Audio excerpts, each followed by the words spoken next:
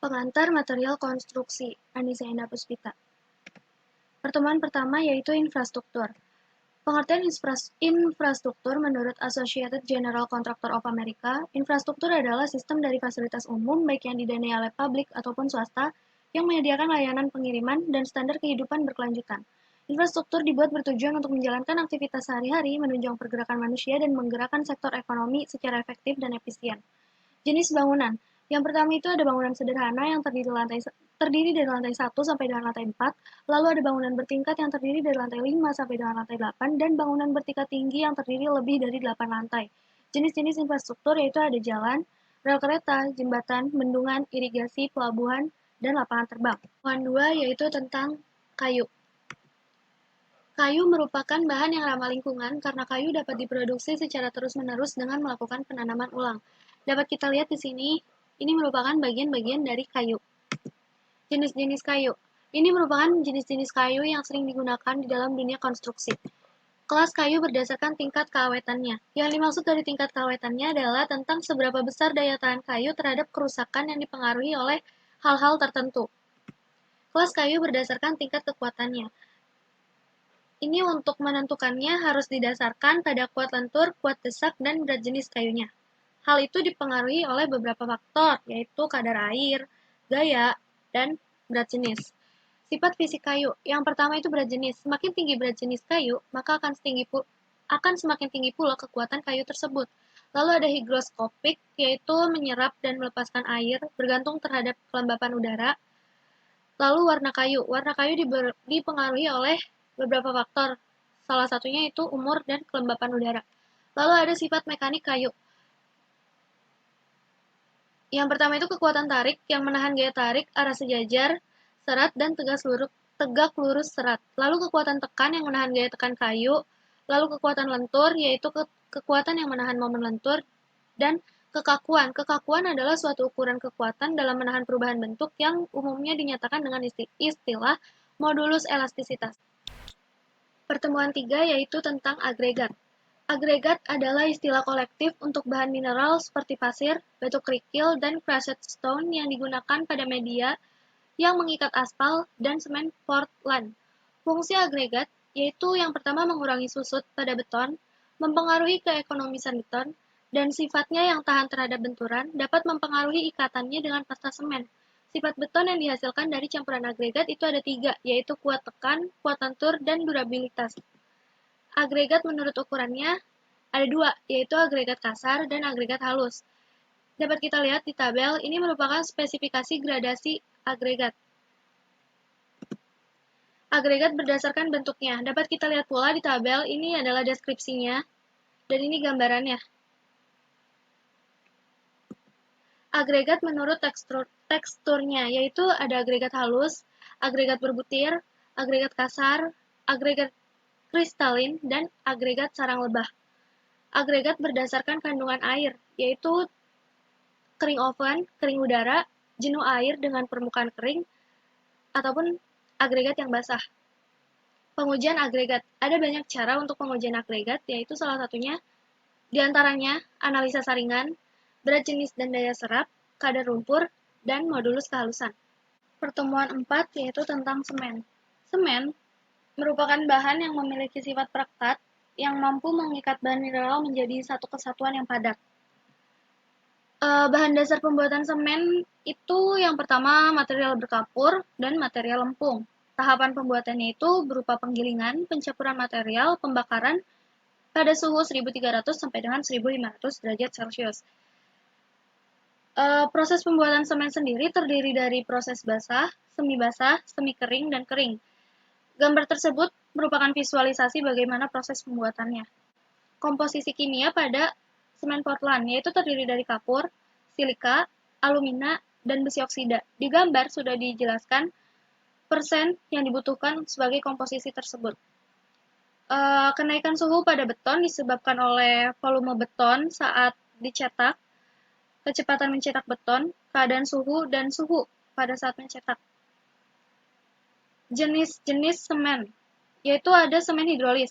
Keuntungan semen hidrolis itu adalah produksinya lebih murah, memberikan karakteristik ketahanan, dan mengurangi panas hidrasi. Selain itu, semen hidrolis juga lebih halus daripada semen Portland sehingga mengurangi retak. Biasa digunakan sebagai pembuatan jembatan ataupun dermaga. Berdasarkan komposisinya, semen Portland dibagi menjadi 5, yaitu tipe 1, tipe 2, tipe 3, tipe 4, dan tipe 5. Contoh penggunaannya bisa kita baca di sini. Jenis semen non-hidrolis itu ada Gibbs, lime, semen magnesium, dan semen belerang. Penyimpanan semen dapat kita lihat seperti apa penyimpanan semen yang baik dan seperti apa yang tidak baik. Pengujian semen dilakukan dengan dua cara, yaitu pengujian di lapangan ataupun pengujian di dalam lab. Pertemuan 5 yaitu tentang air semen dan admixtures. Fungsi air pada semen, di dalam campuran betor air mempunyai dua fungsi, yaitu untuk memungkinkan terjadinya reaksi kimia yang menyebabkan pengikatan dan berlangsungnya pengerasan, lalu sebagai pelincir campuran agregat. Syarat umum air dapat kita lihat di tabel, dan penjelasan kondisi lingkungannya dapat kita lihat di sebelah sini. Analisa kimia. Analisa kimia yang dimaksudkan itu adalah untuk mengetahui apakah air yang digunakan memenuhi kriteria standar atau tidak. Analisa ini meliputi pemeriksaan terhadap sulfat, magnesium, amonium, klorida, pH, karbon dioksida, minyak, dan lemak. Bahan campuran admixture adalah bahan yang ditambahkan pada campuran beton dan pada saat tahap pencampurannya itu ditambahkannya, seperti workability-nya, mengurangi kadar air, dan yang lainnya.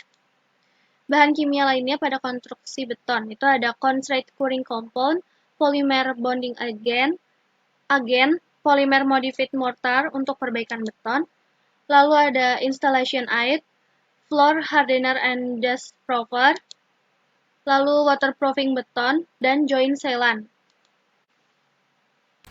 Pertemuan 6 yaitu beton segar. Beton segar adalah material campuran segar terdiri dari semen, air, dan agregat yang dapat dicetak ke dalam bentuk apapun.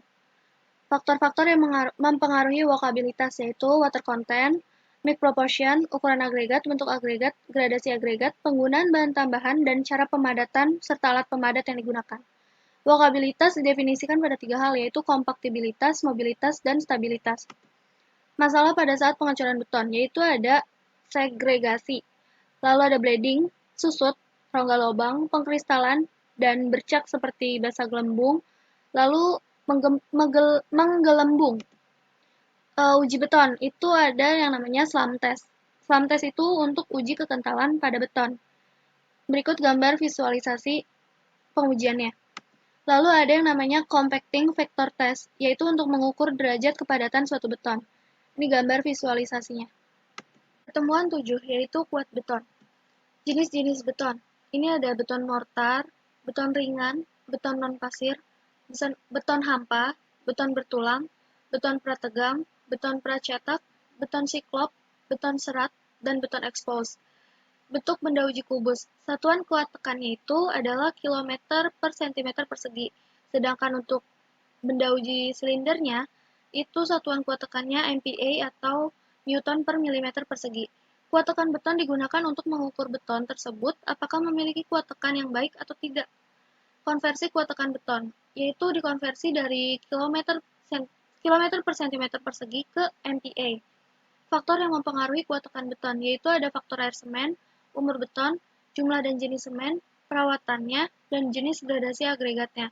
Persyaratan kuat tekan beton itu ada 3, yaitu sebagai berikut. Lalu pemakaian kuat tekan beton.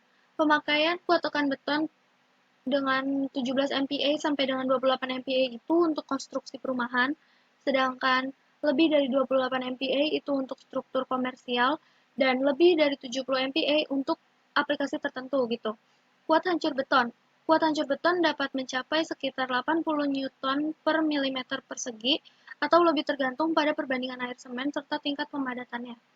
Kuat tarik beton berkisar 1/18 kuat tekan beton pada waktu umurnya masih muda dan berkisar 1/20 sesudahnya. Untuk menahan gaya tarik diperlukan tulangan yang berfungsi menahan gaya tarik, lalu kuat tarik yang berfungsi menahan retak-retak akibat perubahan kadar air dan suhunya. Sekian presentasi dari saya, mohon maaf apabila ada salah kata. Terima kasih.